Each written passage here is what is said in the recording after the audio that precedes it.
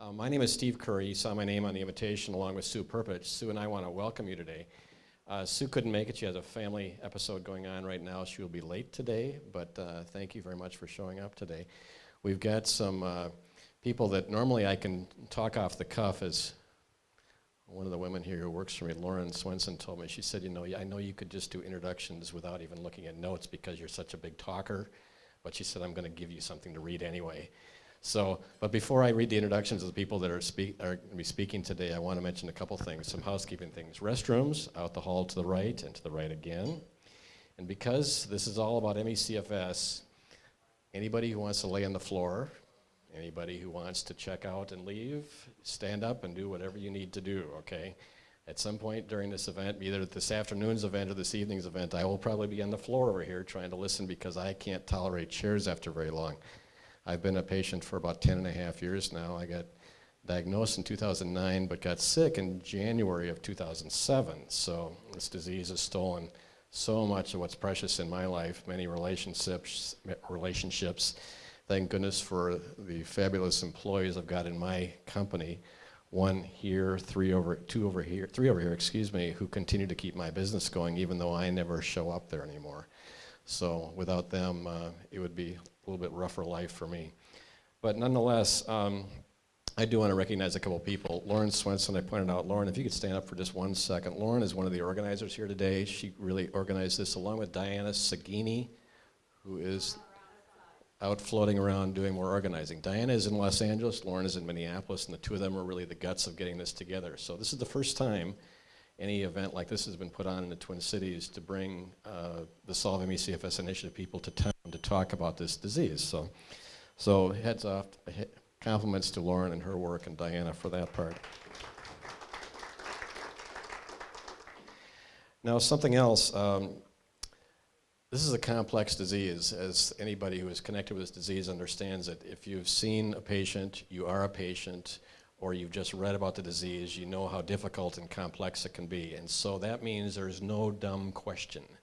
So if you think you're the dumbest person in the room today, welcome. I'm right along there with you, because as much as I've studied and read about this disease, I'm always learning something new.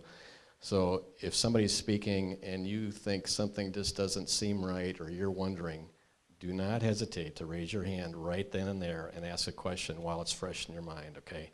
It's important that we resolve all those things. We've allowed plenty of time today for the presentation. We've allowed time enough to see a portion of the documentary on rest that talks about a personal experience of an ME/CFS patient. She, interesting enough, was on the Today Show this morning being interviewed by Megyn Kelly about her film. So I have to read the introductions because these people are so accomplished. Carol Head, here in glasses there. Carol is the president and the CEO of the Solve ME/CFS initiative with 30 years of business leadership experience and an MBA from Stanford University. And I have to interrupt, by the way, I did not get an MBA, okay? So she's got me beat by a long shot. Carol Head leads the Solve ME/CFS initiative with an unparalleled passion for a champion of this disease. Carol has led for-profit businesses, founded a nonprofit organization that empowers impoverished entrepreneurs in the developing world, and has served on 3 boards for national organizations supporting human rights for women. Carol was recognized, get a load of this, Carol was recognized by Oprah Winfrey's magazine this year as a 2017 health hero. Carol is also a person with ME/CFS. She's been a patient, she told me earlier, since the 80s, which in this disease is really the Stone Age. Dr. Zair Nali, in the blue suit, the best I've seen him ever dressed since I've met him, by the way. Dr. Nali is the Chief Scientific Officer and Vice President for Research. Dr. Nali is an award-winning scientist with interdisciplinary training in administration and biomedical research. He oversees the research and scientific portfolio at the Solve ME/CFS initiative that includes the peer-reviewed grant program for external investigators, specialized biobanking and patient registry platforms, as well as numerous medical education initiatives for patients and healthcare professionals. He also directs a specialized investment program with medical centers, government agencies, and industry partners to spark innovation and accelerate the discovery process in the ME/CFS disease space. Dr. Nally is a frequent speaker at international conferences and serves on specialized committees at federal agencies, including the National Institute of Health and the Centers for Disease Control. He earned a PhD in physiology and biophysics from Cold Spring Harbor Laboratory / Stony Brook, and has a master's in public administration from Harvard University, where he also completed a fellowship in public policy and management at the John F. Kennedy School of Government. So I am thrilled that they could make it here today and be a part of this event, and thank you all for coming today. If you want to, you're welcome to stay over for our 6:30 event, which will be identical, but if you're just neck deep in it and want to get even more of this disease, stick around, okay? I'm going to turn it over to Carol. Thank you so much, Steve. Steve has been, if we have the joyous member of our board, Steve is the joyous member of our board, so we're so thrilled that you've joined us and are really working hard with us, and what you do for this organization and for this disease is extraordinary, so thank you so very much. I am so thrilled that all of you could be here. This is indeed the first time our organization has come to Minneapolis, and it's just a delight to be here. Let me ask, so this event I think has folks divided into two in one sense. I think we have folks who are new to this disease, who may have heard of it through Steve, but haven't sort of lived and breathed it, don't care for someone who are not a patient themselves. Can we do, and then there are folks who are patients or have family members or very close friends who are patients. I'd love to kind of get a feel for the room. So if you're somebody who's relatively new to the disease and hasn't sort of lived with it, would you mind raising your hand? Okay, yeah, there are some. And then for those of the rest of you, yes, you know this disease inside out painfully for probably a very long time. So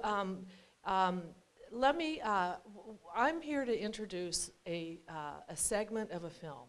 And this film probably will have the most meaning for folks who are not intimately familiar with the disease.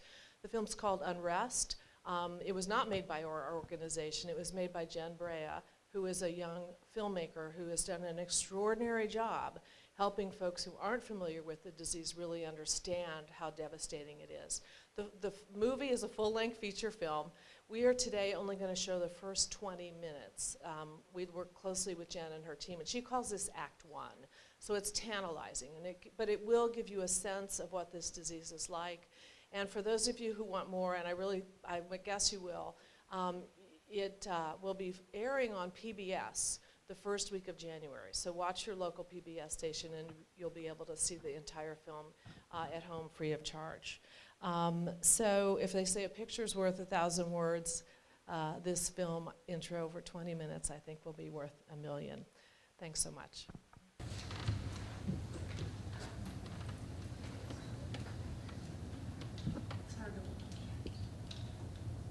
have the same reaction.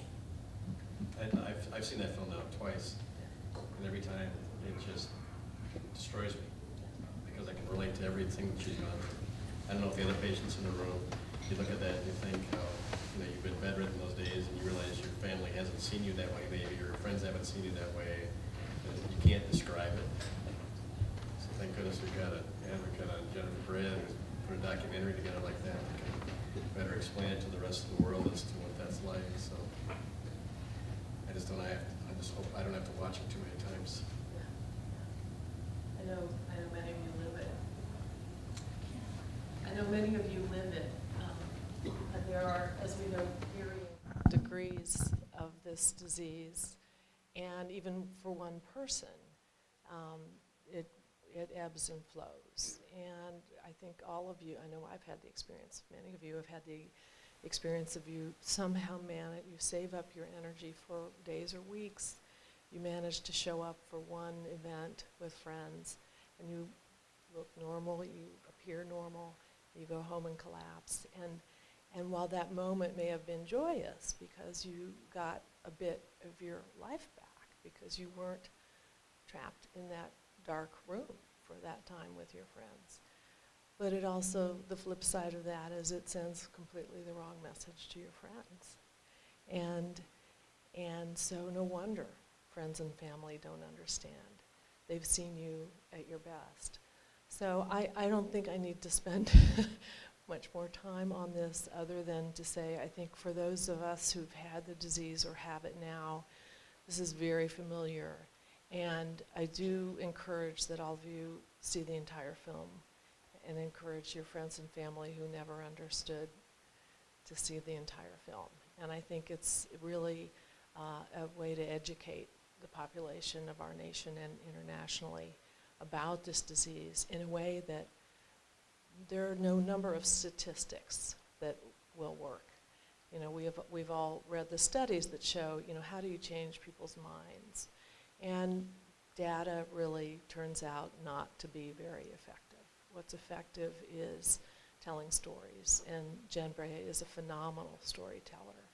And I think she tells the story on behalf of all of us, even those of you who somehow managed to be here today and will pay for it tomorrow and perhaps for a week or two after, but for the literally millions of people around the world who cannot tell that story. So I give thanks for Jen and her work and her life.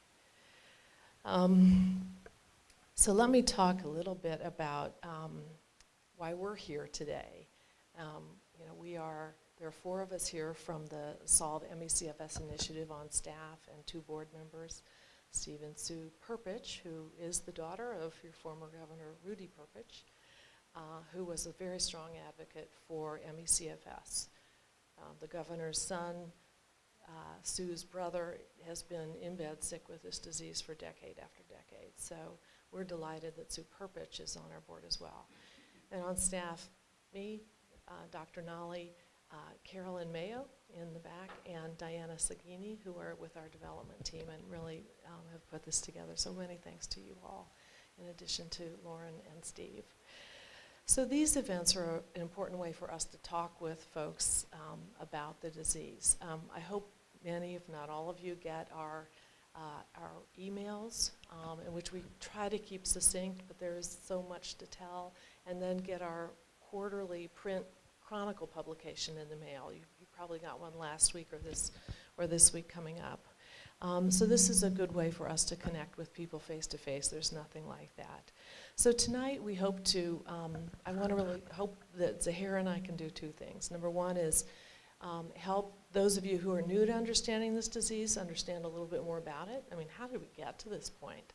And then for those of you who are deeply, sadly familiar with this disease, to have some understanding of the work we're doing, and I do hope that it results in some hope for you all, because there really is a growing groundswell of work that's being done. Certainly this film, Unrest, is an important part of that. So I'll start with, for those of you who don't really know the disease very well, as Jen alludes to, the causes are completely unknown. I mean, there is no, you know, we now know AIDS is caused by a virus. We now, think of most of the diseases you're familiar with, and you have some sense, even if you don't have it or a family member that has it, some sense of the underlying cause of it. It's the liver has gone wrong. For MECFS, there is no known cause. It's clearly a very, very complex disease. It clearly affects multiple systems of the body, but the complexity of it alone makes it very difficult to study, research, and understand. So that's key. There are very few diseases now that have no known cause. I mean, for most diseases, there are hints. We're really not at that stage yet. So because there are no known causes, there are 0 FDA-approved treatments and 0 FDA-approved drugs. So that means that patients like Jen are completely on their own. Steve, I think, said took 3 years to get diagnosed. Jen took a long time to get diagnosed. And even today, most people's first experience, we sort of believe in Western medicine, and we go to our doctor, and certainly our doctor will help us. And by far, even today, the most common experience for patients is to be told, it's all in your head. And that happened to me, and I went to, I think, 5 separate doctors, and I was sickest in the 80s, and it really was, it's just a mind bender. I mean, you really think, do I not have knowledge of my own being? It sort of really begins to ask some fundamental questions about how our minds and bodies are connected. But no one ever believed me that I was really sick. I will say, and this disease can be fatal.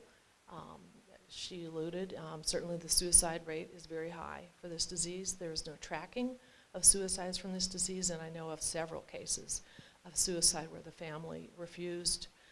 They would acknowledge it was suicide, but they wouldn't acknowledge it was because of the disease.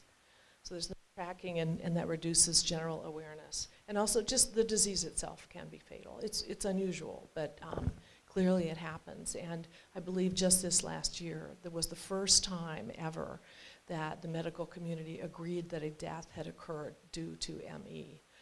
You know, as horrible as that is, it was a milestone. So no cures. So as you can see, and here's the other piece of it, it's severely debilitating. You know, there are people who work in the medical field whose job is to develop ways to bring order to the very nebulous issues around how sick are you, what elements are sick. And there are very clear metrics. And when those metrics were applied to ME/CFS and lupus and AIDS and end-stage renal failure and cancer, the disease that came up on average with the lowest quality of life index was ME/CFS. So it's a very severe disease. And then it's also suffered by from roughly 800,000 to 2.5 million Americans. Now that's a wide range. And it's such a wide range. And the truth is no one really knows. I would say though, it's prevalent enough that everyone here, you're here because you know someone. I would say everyone knows someone with this disease. They may not know it. They may sort of think back to, I remember my best friend in high school's mother could never get out of bed. And she was kind of, laughed off as kind of slovenly. Well, some people may need to rethink that. This disease has been around for a long time. So it really is an urgent health crisis. With that many people that sick, that is essentially the population of the entire city of Dallas, Texas, to be that sick. Now, not everyone is as sick as Jen, but many are. And over the course of the disease, 25% of people are either housebound or bedbound. So it's not only the loss of their creativity, their vibrancy, their relationships, but when the federal government does its analytic measurements, which is important, the loss to our economy is substantial. It is a loss all around, both personally and in terms of our society. So when I first, I try to think about, so how can this be? This is just so obviously wrong. So I'll tell you, here's why. First off, I got 5 reasons here. And when you put them all together, it doesn't make you feel better, but it makes me at least understand how we got to this point, that there are no cures and so many people are so desperately ill. First off, it's genuinely very complex and difficult. There's not going to be one virus we're going to find. It's not going to be like AIDS. It's not going to be like Ebola. And Dr. Nolly will talk much more about that. When this disease is understood, and it will be understood, it's not going to be because we found one thing. We're going to find that it's a combination of complex issues that come together in a wrong way and make people this egregiously sick. So it's genuinely complex. There's no biomarker, right? The simplest biomarker we all use all the time is you take your temperature. That's a biomarker. Oh, 102. Well, I'm sick. Because there are no objective external indicators called biomarkers for the disease, doctors tend not to believe it's real.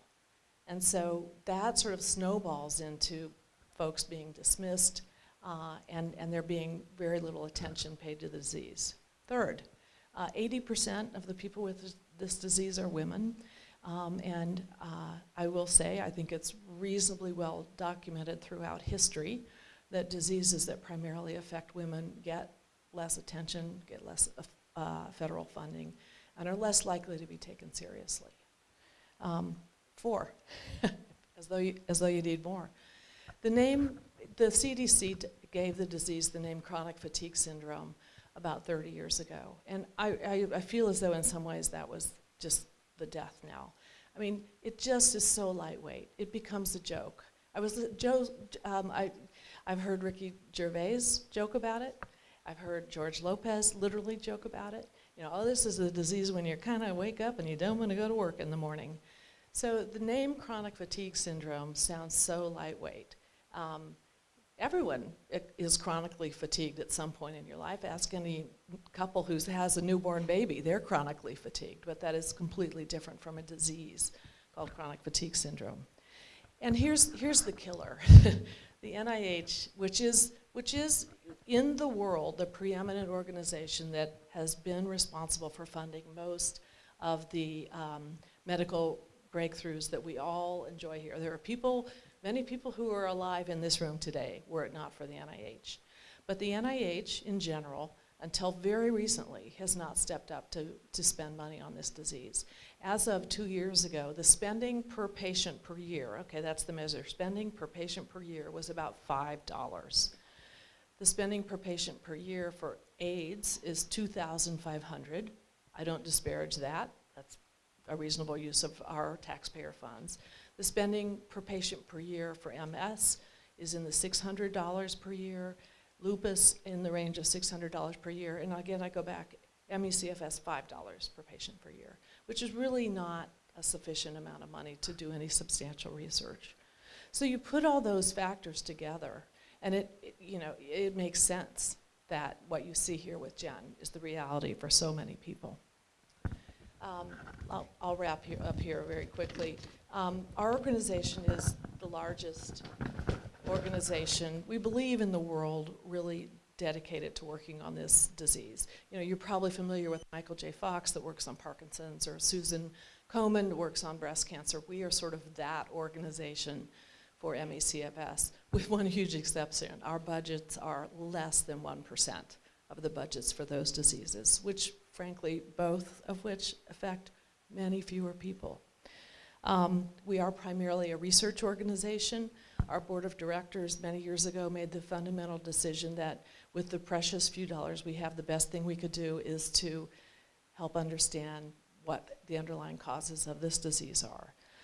We have, in recent years, though, added a Washington, D.C. advocacy component to our work, because we can see that this isn't going to change until somehow the NIH decides that they need to amp up their spending on this disease 100-fold, 1,000-fold. So we do now organize congressional days in which we mobilize patients who are able, and mostly their loved ones, to go and talk with folks on the Hill. We are a highly organized and professional organization. We have materials that are compelling, and we train our advocates on how to speak in an effective way with very, very busy congressional leaders and their staffers. And we also, particularly Zaher, have developed very strong relationships with the folks at the NIH and the CDC, so that there are many ways to do advocacy, and I think different methods of advocacy are effective in different times and different places. There's the stand outside and pelt people with eggs advocacy, and that has its moment in time. The kind of advocacy we do is believing that if we can sit at the table as reasonable, professional, capable adults with others in the federal government and engage with them and try to understand the challenges they have, that we will succeed on behalf of patients more effectively. And that's what we do. We are the push-pull advocates. We're at the table with folks at NIH, always pushing, always reminding them of people like Jen and people like you in this room, and at the same time, listening to their challenges inside of a really complex, difficult bureaucracy. So that's the kind of work that we do. I'm going to wrap up here.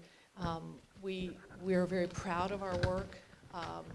We believe we're part of this new effort that we're seeing across both with Jen Brea and the Unrest films, the Millions Missing marches that are occurring, and then our work in both sort of very highly organized professional advocacy, but most importantly by far, the very broad-ranging, comprehensive research program that we have. So we are passionate, we are small but mighty. There are 9 of us on staff in Los Angeles, and we work our tails off because we all have in our minds the folks like Brent, Jen, and like many of you. So with that, I'd like to pass this off to Dr. Zaher Nali, who really is one of the world-renowned experts on this disease and has built a fantastic program for our organization. Thank you. Thank you, Carol, for your leadership. Carol is a patient. She's the first one in the office, and she's the last one to leave every day. Just to lighten the mood a little bit, this is a difficult disease. It's a sad disease. I learned two things today. I learned that from Steve, I usually dress like a slob. And I learned from you that Minneapolis has the nicest people in the country. So thank you for having us here. And thank you, Steve. Thank you, team, for all of that. We gave a title to this segment, our efforts to changing or altering the status quo. Now, how do you alter a status quo in a disease where there is no FDA approved drugs, as Carol mentioned? That means that the medical establishments that are responsible for determining the efficacy and the validity of a drug have not sanctioned any yet. In other words, everything we do in clinic is experimental. I mean, how do you alter a status quo in a disease where we don't have biomarkers? You have high cholesterol, you have, your level of LDL is above 160. We understand that. But how do you begin to alter the status quo in a disease where biomarkers, credible, tractable biomarkers do not exist? I mean, how do you alter a status quo in a disease where medical education is so lacking, where not even a third of medical schools teach this in their curricula? I mean, how do you alter a status quo in a disease where we don't have even a registry, a national registry, which is the most basic thing, right? Because this is how we understand what we refer to as the natural history of the disease, meaning onset, progression, demographic, chemical interactions, genetic predisposition. We don't have none of that. How do you alter the status quo in a disease where we don't even have common data element, meaning the basic metrics that allow us to compare different studies or different trials to each other? We are comparing apples and oranges. Now I can go on and on. How do you alter the status quo in a disease where we don't have even ICD coding, the International Classification of Diseases? And these are very important for disability issues, for medical billing. These are very important for insurance. This is the real kind of stuff. This is the real kind of policies. I mean, how do you alter a status quo in a disease, like Carol said, where the investment by the government has been so dismal? How do you alter a status quo in a disease where up to July 3rd, the websites on the CDC contained antiquated information? I mean, how do you do that, right? Well, you go all in. You go all in. You put all your chips on the table, right? And you muster every iota of energy you have, every skill in your toolbox, every passion you have, and put it towards this disease. And that's what we are trying to do, us and others, at SMCI. And we do that based on a prioritization scheme. We recognize that the cardinal problem here is the knowledge gap, what we call the knowledge gap. And we argue that if we improve a little bit that knowledge gap, many of our problems will be mitigated, if not go away. What I mean by knowledge gap, if you plot, and this is something Carol touched on, if you plot the number of publications, which means medical information out there, whether clinical, whether in basic science, whether in translational research, whether in epidemiology research, for any disease, you will see an upward slope, as it should be. Do you know how the plot looks like for ME/CFS? It's a flat line. We can show you these data. It's a flat line. Therefore, this is a fundamental problem that we decided at the organization to prioritize. And the way we do this is we fund some of the most intelligent ideas around the world.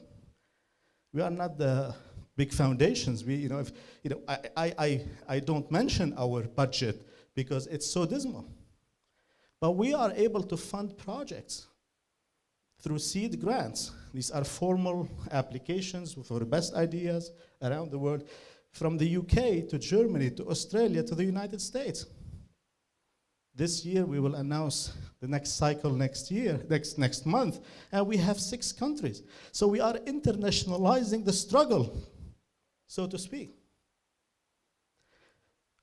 We can go into the details of the science. These are very exciting projects, ranging from energetics to neuroendocrine biology to immunity inflammation to a variety of to the microbiome, variety of very important areas implicated in our disease.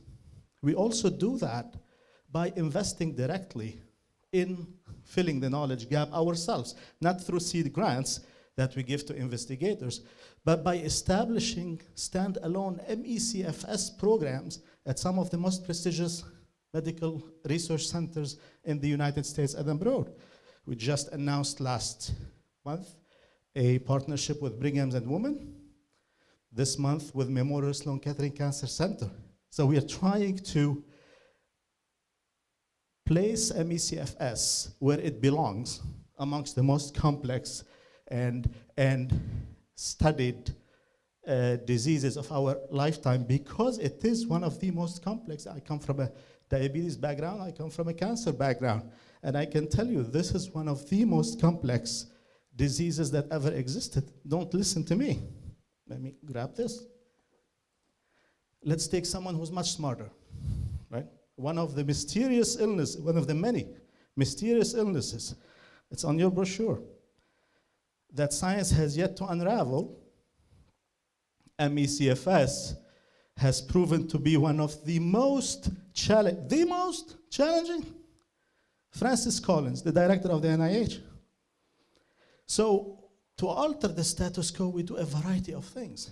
We invest and we put money, the little money we have, in medical research. We also embarked on a national project to develop a patient registry for the disease for the first time in its history. And we are part of a national program now by the NIH and by the CDC to develop these common data elements I just mentioned, which are the metrics that allow us to compare data and studies with fidelity. We are also introducing MECFS for the first time in history through 1-hour-long sessions at international meetings, at the Precision Medicine World conferences in Silicon Valley, in Raleigh, North Carolina, and in others. So we are trying through a variety of means and methods to alter the status quo. And we participate in conferences. We bring people together to connect. We launch think tanks. And we work with the federal government too, as partners, not as followers, but as partners. And we are able, through these kind of partnerships, tense partnerships, but partnerships nonetheless, to convince them to commence the Common Data Element project, to convince them to put some money in the disease space. In fact, just yesterday, the NIH announced for the first time in history, these consortiums, which are program projects, big grants, that are now given to develop 3 centers in the United States and 1 data management and coordination center. This never happened in the history of the disease. Us and others contributed to that. In fact, we were part of 7 out of 9 or 10 proposals submitted to the NIH. People say, come on, no one can be like that much. How can you be on 7 competing proposals? But we can be on those 7 because we are at the middle of the table. We are not dogmatic. Our agenda is very simple. It's to improve the agenda of patients. That's how we can be have good relationships with everyone and try to add value and create value across disciplines and in multiple groups. So that's really what we do. Out of these 4 that are winning grants, we are partners on 3. Again, unprecedented. So, this is like an interview. What we are trying to do here is to tell you about ourselves in 10 minutes. But we need longer time to really express the depth of our relationship with patients. We have a biobank and a patient registry that we are developing, because all the information we do comes from patients, what's on the mind of the patients. And we will be launching that patient registry soon. Our advocacy work also on the Hill and elsewhere. One of the major problems is FDA Approved Drugs. We now convinced some drug companies and startups to open their pipeline of proprietary drugs so that we can begin doing clinical trials from these very valuable material. So we are trying to leapfrog every time we can, again, to create value and add knowledge to the disease space. So this is, us in a nutshell, but here in these brochures, we have multiple segments and categories of the totality of our work. I hope that you can follow us and you can read more about this. And you stay connected with us. Steve wants this to be interactive and not lectures. So yes, go ahead.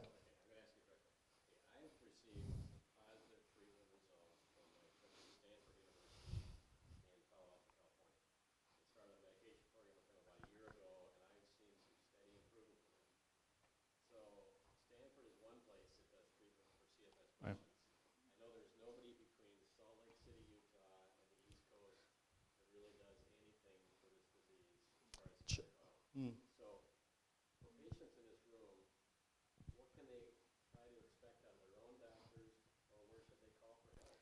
Well, I'm going to answer that, but I'm going to let Carol also talk about this a little bit, because this is experimental, Steve. Because there is no FDA-approved drug. In other words, no physician can open their book and say, look, this is the drug that is sanctioned by the government to you. It's all experimental. My advice is that you need a physician who believes and understands. That's number one. A physician who is familiar with this, and as you so rightfully said, we only have maybe a handful of clinics. Maybe Charles Lab is the one in between here and the East Coast, and I can count them on one palm. Really, the tertiary clinics who understand that but this is changing. This is changing now. It's changing through the commitment of the medical establishment to the validity of the disease, the establishment of an intramural study at the NIH, these centers that will eventually cross-pollinate with clinical centers and tertiary clinics. So I would say, find a physician who understands. If your physician doesn't understand, take these materials to them. If they don't believe in these materials, take the Institute of Medicine report, which we can support you with, 300-page report by the medical establishment in the country describing how severe that disease is, and slap it on the table, because that's where they get their information from. And if they still don't believe you, give them the CDC website, the new and established one, that describe the disease in a little bit more modern time language. Right, so these are my recommendations, but Carol has. Yeah, a great question, and it's one that we get literally every day in our organization, and it doesn't really have a happy answer. So it's true that there are probably 10 clinicians in the United States who really have seen hundreds of patients and really understand how to treat this disease. And I think most doctors will tell you, the first 2 patients you see are tough. But almost nobody can get to those doctors. I mean, they have very long waiting lists. So that's challenging. But so after that, there really are 2 options. And let me just say, I'm talking very sort of in a moderated tone about this. I am so angry. I mean, it is so unconscionable that so many people suffer so desperately. There is no training coming from the CDC, none, to get medical schools to start teaching this appropriately. There is no training coming from the CDC to start training, work through the American Medical Association, work through nurse practitioners, frankly, who are often, sorry if I'm offending anyone, we're open-minded. But none of those efforts exist. We dream of the day in our organization where we can take on problems like that. We are nowhere near the resources to do it. And there's no entity currently doing that work to train clinicians. Okay, that was my rant. You should hear me. But so for most folks, do start with your doctor who knows you. And it really is, most of them will not have familiarity with this disease. If they at least say to you, I'm not familiar with this disease, I don't know how to help you, that's not bad, because it's in contrast with the reaction most patients give, which is, thank you very much, please leave my office. You're another psychosomatic case, which is very damaging. So I would say at the end, though, even those 10 clinicians who really understand the disease well, it's still a trial and error method, and you've experienced it. I don't know there is no protocol. They've seen enough patients that they can begin to say, let's try this drug first, or let's try that, but it's still trial and error. And there are patients who've seen those doctors who've had success like Steve, and I will also tell you, there are patients who've seen those doctors and have tried protocols that push them back and made them worse, and in some cases permanently worse. So there really is no good answer, and at the end of the day, it's like so many things in life. We all have to be our own experts, and we all have to listen to our own bodies. So the more you can learn about what you want to try, what risks you may want to take or not take, what you don't want to try, what seems as though it might be positive for you, that's in reality what almost every ME/CFS patient around the world does. Frankly, even those who are aided in that trial and error process by a doctor. Sorry, that was not the hopeful part of our discussion, but it's the way it is. Yes, another question? And start a clinic here. Yeah, boy, that comes up a lot. I mean, one of the challenges with this disease is there are no protocols. So even a willing doctor, and you pretty quickly find, doctors are human too, right? And some are open-minded and are eager to learn and listen. Some not so much. But even when there is a doctor who's eager to listen, here's the challenge. And Dr. Nolly alluded to it, because there's no ICD code for this, right? So you go to the doctor, and if you have pneumonia, they put that code in, and every disease has a code, and the insurance companies pay a certain amount to the doctor based on the code. There is no ICD code for this disease, okay? So, and we know that really doing the work to diagnose an ME/CFS patient, it's not one visit. It's not one, oh, I see from your blood draw that you have ME/CFS. It's not one visit, and it's not a short visit. And so it's very expensive for doctors to treat ME/CFS patients. And it's very difficult for doctors to be reimbursed for the work they do to see ME/CFS patients. So the sad truth is, until we get ICD codes for this disease that properly recognize the debility and the amount of time it takes to treat them, let me just say, treating ME/CFS patients is not financially a winner for any doctor at all. And so you really, the 10 doctors that we know of who do it, frankly, are in my list of saints on this earth, because they have found themselves in a situation where they see patients and their hearts go out, and they've decided, first off, this is heartbreaking, and secondly, it's really fascinating, and so they want to be part of it.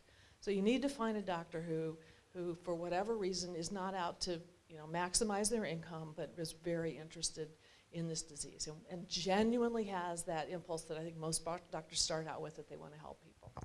Do most of these centers go with private pay? It's a mixed bag. So mostly yes. Right. Most people pay out of pocket for most of their treatment. That limits who can have access to them. It is one well. more inequity. It's the economic inequity that comes about from this disease as well. And Yes. not to mention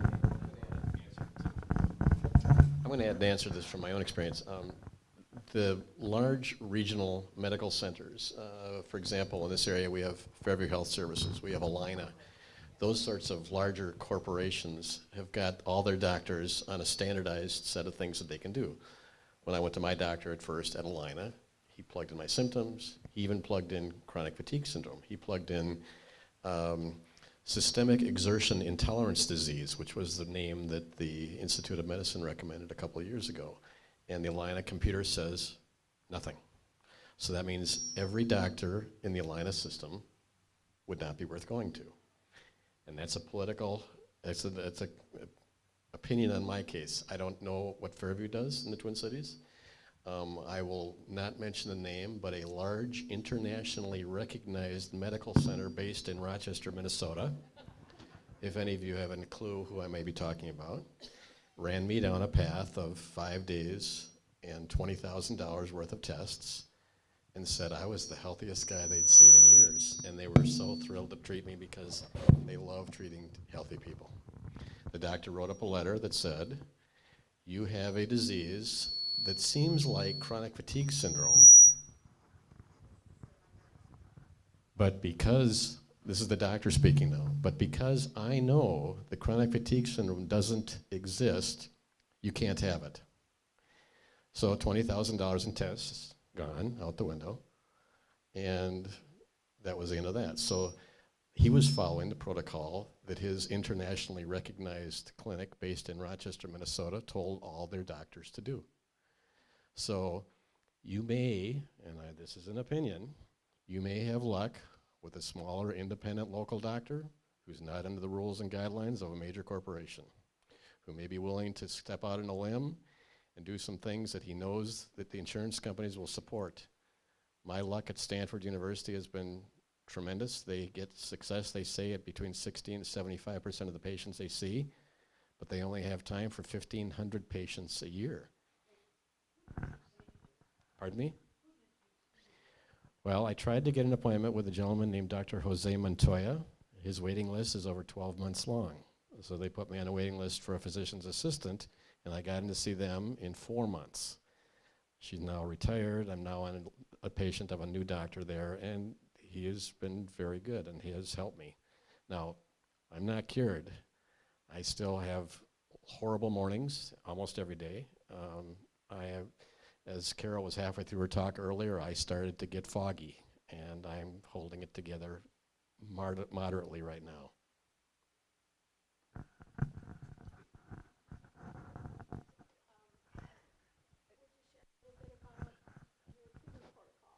Okay, the question was, would I share a little bit about my treatment protocol? Well, okay, now I'm not a doctor, and nobody's going to sue me for doing this, right? Okay, and if there's a doctor in the room, they're not going to report me to anybody, right? Okay, I think we have, anyway. What Stanford University has told me, their belief, and I emphasize belief and opinion, okay? This is from their research and their understanding of the research that's out there. Stanford University believes that this is based on a viral load that's unique to a patient. In my situation, I have a high load of Epstein-Barr virus and cytomegalovirus, something called CMV. CMV can be fatal to senior adults. Most of us have had CMV as a child and just thought it was the flu. My viral load in those two diseases was higher than normal. They put me on an antivirus drug. Now, they told me that that antivirus drug would make me worse before it would make me better. And so they said, call us in 12 weeks and we'll talk again. And as I got worse and worse and worse, I got a big smile on my face and I thought, this is great. It's working. This is the first thing that's actually got proof that a doctor said was going to happen to me based on my disease. And after about 10 weeks of antiviral medications, I started to improve. They then have also decided that the virus load in your system, because viruses embed themselves in your cell structure in your body. They sort of kind of hide in a cave inside your body. And then they come out and peek their head up every once in a while and cause havoc in your body and cause inflammation. And they believe that inflammation is killing the mitochondria in your cells, which causes energy production. So their belief is that inflammation in your body is killing your ability to produce energy. Again, this is Stanford's opinion, and this is not me in any sort of science. This is what they're telling me. So then they have put me on 2 anti-inflammation drugs, which tamp down that inflammation. One, Blue Cross Blue Shield doesn't like too much because it's meant for Mediterranean familial fever. That's what it was designed for. So for $290 a quarter, I have to pay out of pocket for that medication because Blue Cross doesn't like that drug. But nonetheless, it's supposed to help with inflammation. And they've got me on another medication, which is meant for heroin addicts. In normal dosage, naltrexone is for heroin addicts and other addictive diseases, but in a low dose form, it helps tamp down inflammation. And so those 2 medications I've been on, and it has caused me to improve, and now I'm plateauing. I still have many poor days, and I am not bedridden as much as I was. I have not spent days in the hospital like I did last year when I was really bad.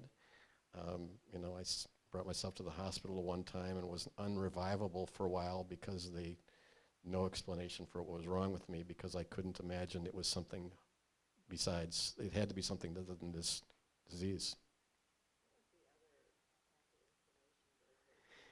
Colchicine, Colchicine, colchicine. It's for Mediterranean familial fever. 3 simple medications, but by the way, they have also done things like they want me to eat a diet that is anti-inflammatory. So they want me to cut back on sugars. Anything that will cause inflammation within the body is bad.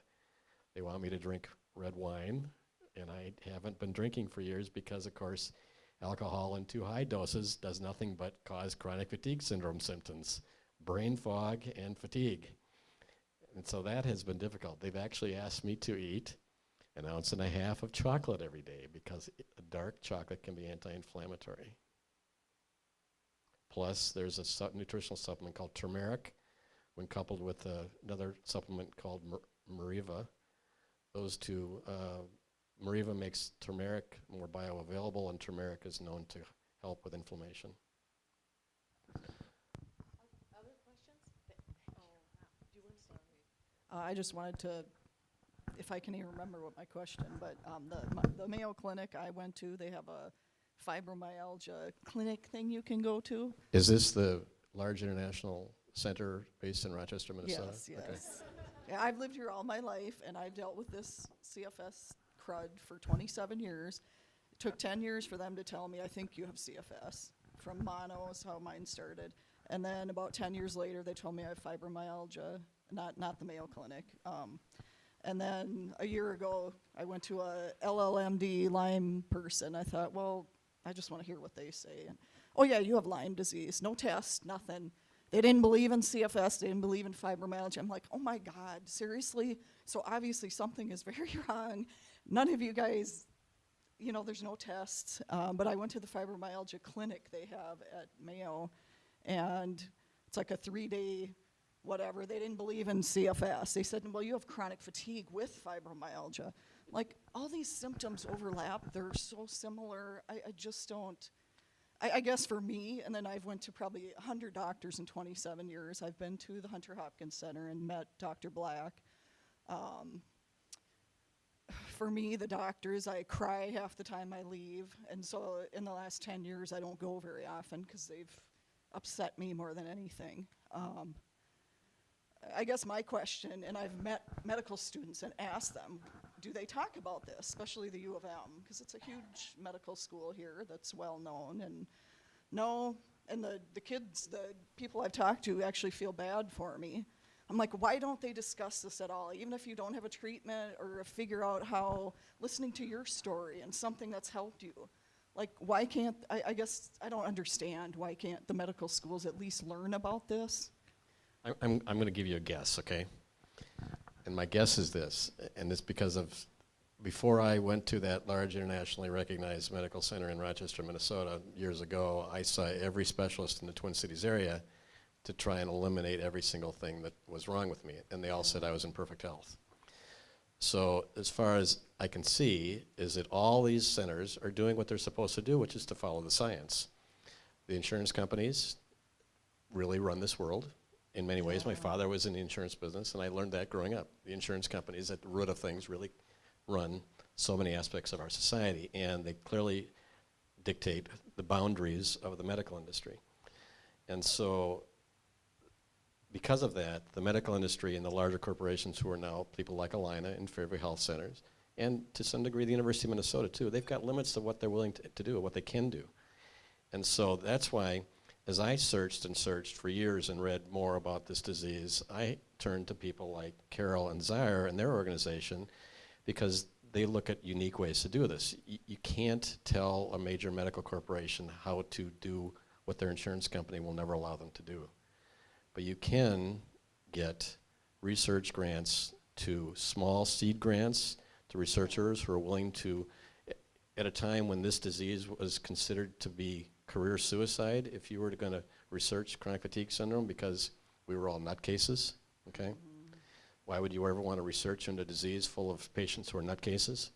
Well, there are a handful out there, and Zaire runs a wonderful program of taking the donations that Solve gets every year and puts together seed grants for smaller studies, which are generally smaller cohorts, smaller number of patients, to try then to take and get those studies published and noticed so that other larger groups will then pick up the ball and run with them. But not to interrupt you, sorry, but Go right ahead. doctors are still human. I mean, so many times you've cried because it's like you don't even like try to understand. Even if you can't give me an answer, I don't care. At least have some compassion. Well, and that's going to vary. Something. You know, if you've got a doctor that's not compassionate about that, go to a different doctor. Because Well, I haven't. 27 years, yes, I have. Okay, but that's why I haven't went a Because lot I of have, the times. I have had gone to many doctors who've looked at me and said, "Well, this disease doesn't exist." I know it doesn't exist. I've read all the science, which we know obviously they haven't. But they still look at me and they say, "But I believe you. You're clearly sick. You know, you were a workaholic. You loved your job. You loved your business. You wouldn't give that up because of making this up in your head." Okay. Yeah. So many doctors do believe me, but they're limited by what they can do. And so, and don't walk away from this believing that I'm trying to justify what the medical industry does. In many ways, they have really cut us all off at the knees, and we're all in wheelchairs because of their attitude towards this disease. So what can patients do? I mean, I've felt helpless for so many years. Like, is there something I can do to? The only thing, if I were you, I would bring in brochures, I would bring in copies of studies. Carol mentioned and Sarah mentioned earlier, the Institute of Medicine issued a report in 2015, which was so comprehensive and from such a well-recognized organization. Bring that study in, send it in advance, and say, I need you to read this and understand this. I need you to believe me. And if you can't, that's okay. I'll go to the next guy down the street. And just continue to go to the next doctor until you can find one that will actually pay attention to the science that is out there and find the science that exists, because it does exist. So now I see my daughter has some strange symptoms, pain things. Like she's been 11 and told she has complex regional pain syndrome, and which you shouldn't have that when you're a child anyways, I don't think. But I'm like, oh my God, now I have to start doing this with her. So it's hard. That's all I'm gonna say. Sorry. I'm very sorry.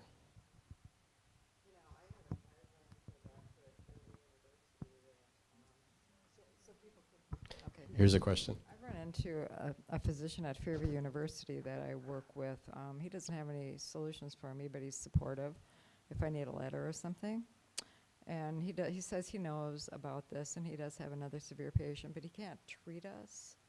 And but he's compassionate, and like I said, he'll do anything for me and for this other lady. So it isn't hopeless. You just have to run into somebody and communicate, and you can often find somebody who is compassionate, but at the same time there's the politics of the situation, and they're not really as, you mentioned, free to treat something that isn't in their protocol that's accepted. But he's met me in a different building when there's been construction and gone way out of his way for me. I ran into him because I brought my mother there when I was taking care of her when she was aged. So, you just have to keep trying and just keep looking around and, ask people who, if they know of somebody I would say never give up and just keep looking, you know, because there are some really nice doctors out there. And then I have an environmental illness doctor in La Crosse, Wisconsin, Dr. George Croker, who has been fantastic for me for all the years, and he's been my right hand practically. He's retiring now, and there are other doctors there. They're in environmental medicine, and they do drop therapy, which didn't really work for me, but you know, he's had a lot of the symptoms I've had, and he totally understands. And so I recommend the La Crosse Allergy Clinic too, if you happen to find a doctor there you're compatible with. But a lot of it is finding someone you're compatible with and who you can communicate with and who can understand what you're saying. So I would say don't give up. It's not hopeless, but at the same time, there's no cure. You know, that's the problem. Yes, over there. Okay, I'm sorry, we got a question here too. I'm sorry, I feel like a misfit being here today. I came all the way from St. Cloud, and I want to tell just a couple of things that are concerning me. I have a condition called multiple chemical sensitivities. However, it has some elements in common with what I'm hearing today, but I came with the understanding that this problem would be addressed too. Can you hear me? And so, but I'm devastated because there is no doctor who I haven't been fortunate to. I got this when I was about 50, and I'll be 89 in 1 month. But I have had 4 flare-ups. In between that, I was a professional singer, I was a social worker, I was a productive person in my community, church, etc. I got and then I would get a downer, and I'd have to go through holistic, nutrition, all kinds of holistic things to get better. And so I never truly sought out an environmental doctor because I always got these better times. However, the last 2 years I've gone downhill because I can't get on top of this downer. I feel very isolated, very alone, very afraid, very fearful, and I really don't know. So I guess my question is, I'm rambling on, but how is this related to what we're experiencing in this chronic fatigue syndrome? Because I mean, I'm maybe with electromagnetic stuff. I can't talk on the phone for a length of time. It causes an inner ear problem, which is just devastating, keeps me from sleeping. Yes, so questions on chemical sensitivity and the overlap with ME/CFS. So a few months ago, CNN actually had a big documentary by this fellow Spurlock dedicated specifically to chemical sensitivity. It was an hour-long documentary, and I urge you to look at that. He went across the nation, across the country, and actually the number of folks with chemical sensitivity is much, much higher than we think it is. With respect to the overlap, so it's a very useful documentary. It's on CNN. Please look it up. With respect to CFS, there's a lot of overlap between the symptoms of chemical sensitivity. We think it's a subgroup, it's a component, right? It's a symptomatic manifestation. Now, when your immune system is altered in so many ways, any triggers, any stress, whether it's a metabolic stress or genotoxic stress or any kind of stress, will show symptomology, will show effects, right? So while we think from all the data we have that the chemical sensitivity subgroup is a completely different cohort, there are overlap when it comes to the immune system response to any kind of triggers. Now, I also add that a lot of the mitochondrial biology, the energy where we, the components of our cells that produce energy, interestingly, maybe through evolution, we have developed the same receptor capability to many of the chemicals that are there on the market. So those are synthetic chemicals that are not supposed, 100 years ago we didn't have those synthesized, but it so happened that many of them actually can come and bind and alter functions in these energy producing entity that we have, and so it's a fundamentally, if you have a sensitivity to this, it's a fundamentally a problem of energy too. So the chemical sensitive group is a subgroup that is different from ME/CFS, but there are some overlap. That's the best answer I can give you. I've got the mic now. Oh, I'm sorry, go ahead. Sorry. I have two questions, one for Zahir and one for either him or Carol. I'm wondering, Zahir, if you have seen anything in the research so far that you think explains this weird symptom of being wired and tired, which is a major problem for me, and I suspect many people with this. That's number one. Number two, the recent NIH grants to these three centers have left a lot of people, I think, unpleasantly surprised that Ron Davis's group did not get anything. And I'm wondering if you can elucidate for us what the politics are in the NIH so that we should not feel as pissed off as we do about the way that they are responding to this disease. Wow. Yeah, no, but these are very important questions, and let me start with the latter first, by clarifying a few things. We want to see everyone with a meritorious application funded. There is no question that there are lots of applications that are, and I'm not speaking as an NIH person, I'm speaking as an independent. There are many applications that are submitted to the NIH that are not funded, that are meritorious and that will change the field, that will advance the knowledge, and that are not funded. Sadly, when you enter into that kind of contract, when you submit a grant, you submit also to the rules and the outcomes of that competition. I make the distinction that the NIH really is not the one who fund the grant, who review the grants. These are reviewers from academia that are assembled by the NIH.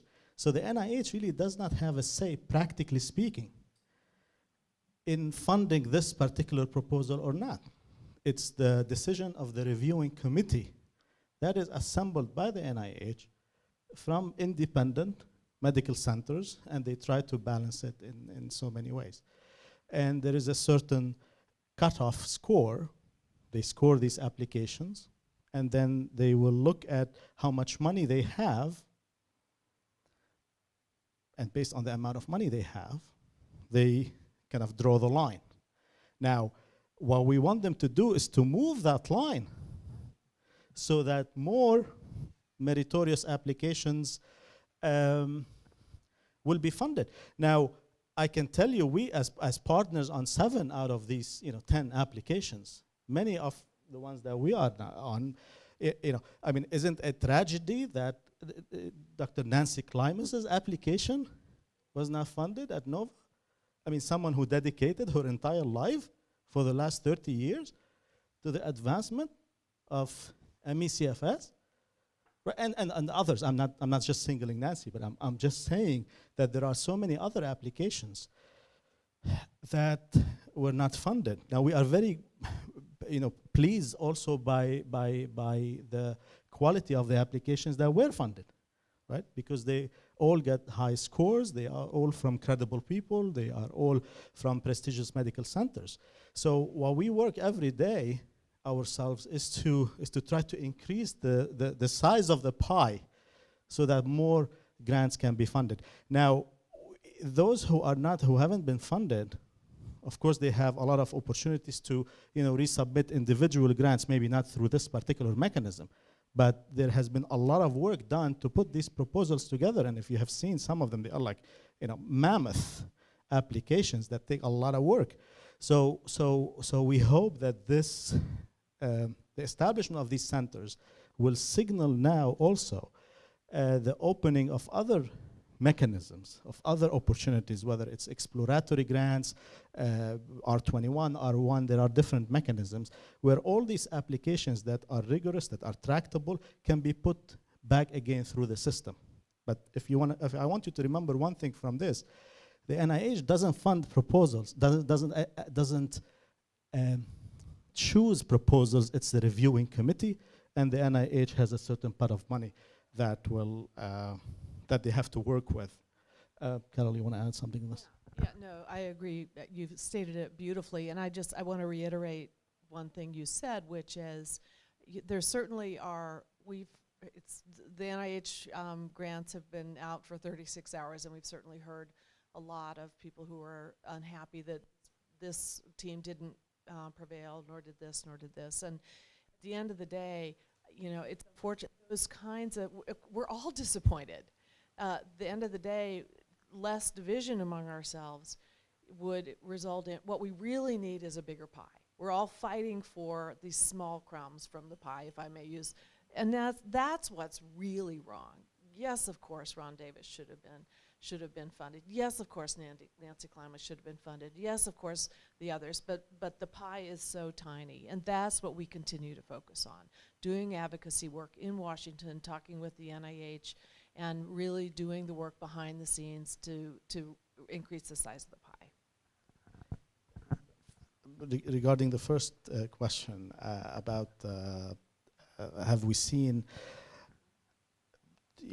some indications of as to why you are going through these ups and downs in energetics, right? That's kind of the the phenomenon of wired but tired, where you feel exhausted and you feel like you really need to go to sleep, but your body is just like this and you can't sleep. Yeah. So the issue of you not getting unrefreshing sleep, so to speak, is a key component of this symptom, right? And that hypersensitivity that you feel in your neuroendocrine system has a biological component, has a biological construct. For instance, one of the key regulator of that exact feature that you are talking about is what we know as the hypothalamic pituitary adrenal axis. And that is an axis that is very muchly deregulated in ME/CFS patients. And it's that axis that controls our heart rate, our ability to be wired and not be able to execute.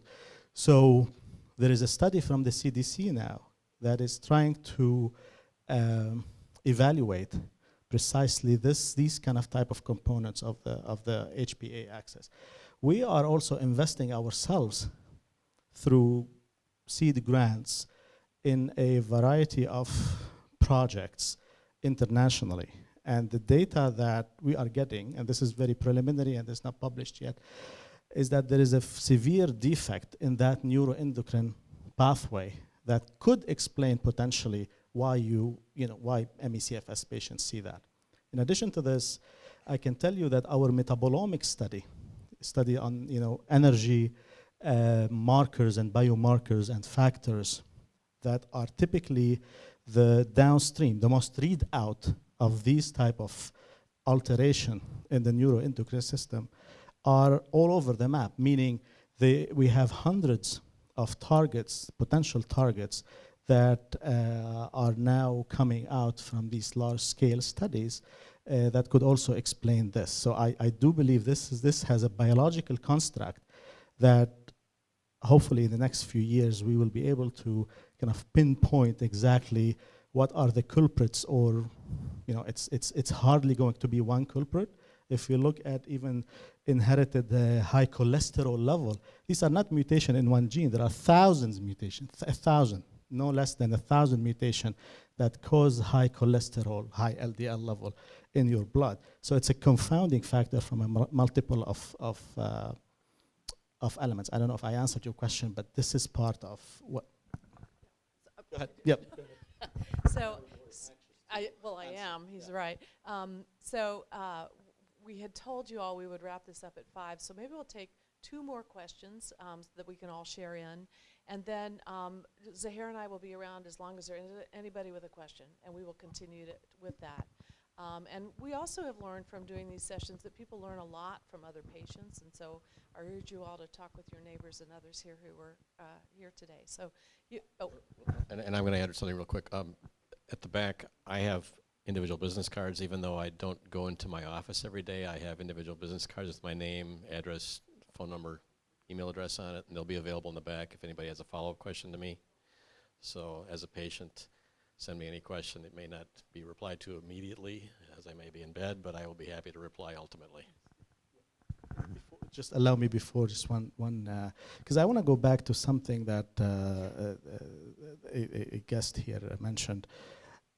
We need to empower patients and doctors too, because doctors need to be empowered. Physicians need to be empowered. If they cannot follow a certain protocol, they cannot do their job effectively. They have a series of regulatory elements that they have to follow. And therefore, even if we have 100 physicians here in the 5-mile radius, that will not add practical value unless we have actual treatments and actual solutions that are based on a rational design of our problem.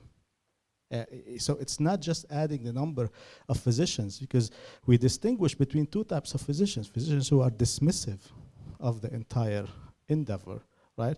Those we will need to convince them more, maybe, and show them the evidence.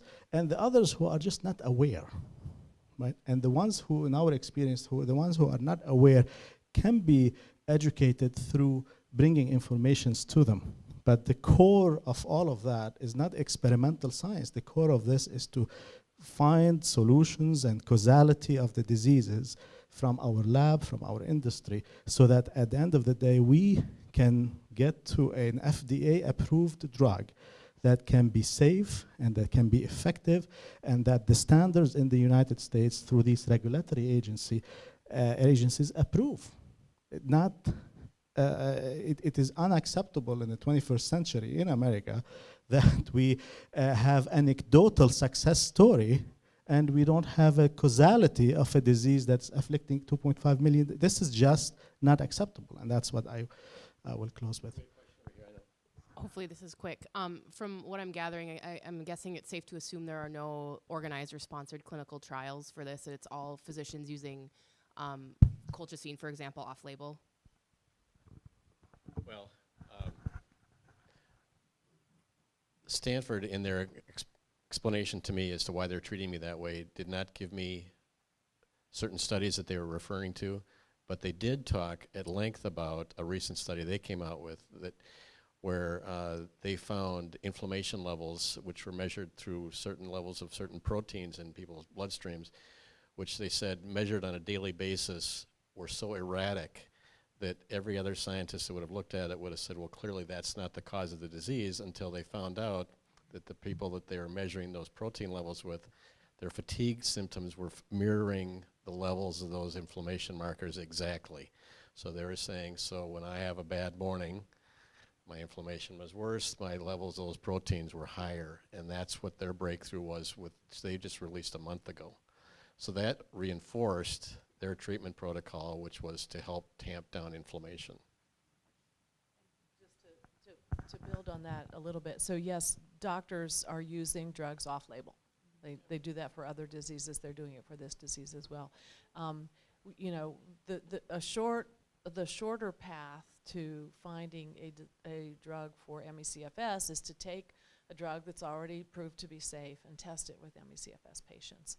And even that is, well, you can talk a little bit more. There are I want to say Norway, there is now a clinical trial, but the basic, you know, and our goal as an organization is to get drugs to the point, to get an understanding of the disease to the point such that a clinical trial would make sense. Sure. That's so our goal. On clinicaltrials.gov, you're not going to find something for CFS. No, not not in the United States, and there are other trials internationally going on that are very promising. There are these small trials in the United States that we're talking about, phase 1, phase 2, 15 people, but those, as you know, this is a long path.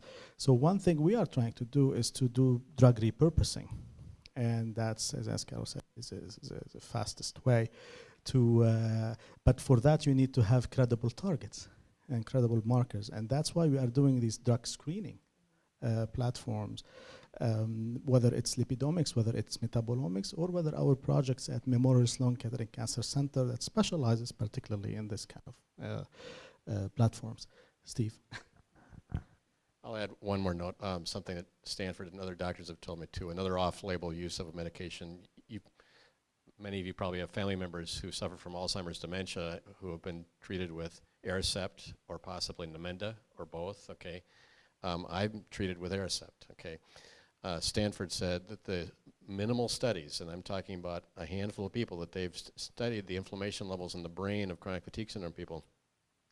Brain inflammation in chronic fatigue syndrome patients, according to their small studies, overlaps with the same inflammation in Alzheimer's dementia patients and those of HIV patients.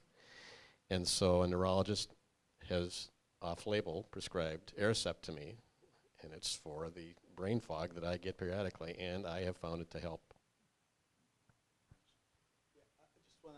And that's not a recommendation that you go out and get Aricept today.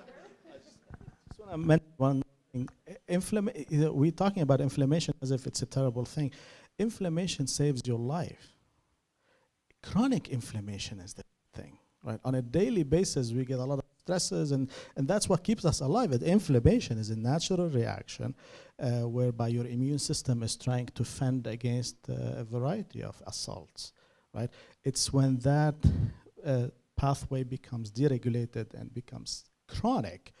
This is when, and there are so many forms of chronic inflammation, and in ME/CFS, chronic inflammation is a component. We don't know if this is a cause or a consequence, symptomatic. So many times when we treat the symptoms of chronic inflammation, we are treating just a symptom and not getting rid of the disease. So I just want to make that distinction. I like inflammation if it's transient. So one more question.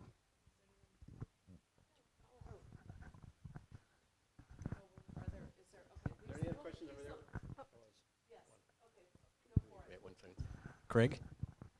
Yeah, you had answered one of them. I was going to ask about if there were places in the world that were more sympathetic to this, where patients might travel to get treatment. I will tell you, you do not want to be in Denmark. They're the worst. No, but I think you answered the A close question. second with Great Britain is one of the worst. Yeah, you do not want to move to there. Norway's not bad. Okay, but I know that there are areas outside of the United States that do a really good job with medicine, and so I'm referring to actually countries that do take this seriously and maybe are funding it at higher levels. Yeah, sadly, and maybe not so sadly, the United States is the largest funder of vanguard medical advances around the world. Of course, the reason in Norway there's attraction to this is because they are, and serendipitously they stumbled upon this from a cancer drug on this, and it got traction, and we are very glad it did. But at the end of the day, not to discount, of course, the great work that happens around the world, but traditionally, the biggest chunk of clinical trial comes from the United States, not only from the government, but from pharmaceutical companies who take the risk and put a lot of money into this pipeline. And again, one of our pharmaceutical advocacy program, so to speak, is to convince and bring pharmaceutical startups, not talking about big pharma at this stage, but pharmaceutical startups, to open their pipeline to application of ME/CFS. In fact, we have having good success with one of the pharmas who actually based here in Minnesota, who will open their pipeline to potential testing on ME/CFS. They are developing microbiome-related compounds for C. difficile and for irritable bowel syndrome, and we are in communication with them for application. Now, we don't know if this is going to work or not, but that's... So outside of the United States, then, are there trials or work being done with alternative medicine, non-Western medicine, which is, again, as you go outside of the United States, you tend to run into a lot more. Unfortunately, there's no site for those that compile them collectively. I'm not particularly aware of credible trials in the venue you are talking about here, but this doesn't mean they don't exist. I think we're going to have to wrap this up. I want to make sure you all realize that you have met the rock stars of the ME/CFS world, okay? You know, it's hard to believe that I'm going to call Carol Head and Dr. Zarinali a rock star, but when I met them the first time, I wanted to bow down in front of them on my knees. So these people have devoted their careers and their lives to solving this mysterious disease, and thank you very much for being here today. So the three of us will spread ourselves around the room in the last bit here. We have another group coming in at 6:30. You're, of course, welcome to please leave and then come back. We have to turn this room. And I have made my business cards available to anybody who has questions. But Carol. Wow. There we go. So just a couple of closing comments. First, just a quick note. Sue Perpich has joined us. She is also a board member and a host here, and we are so grateful to her. You want to, yeah, terrific to see you there.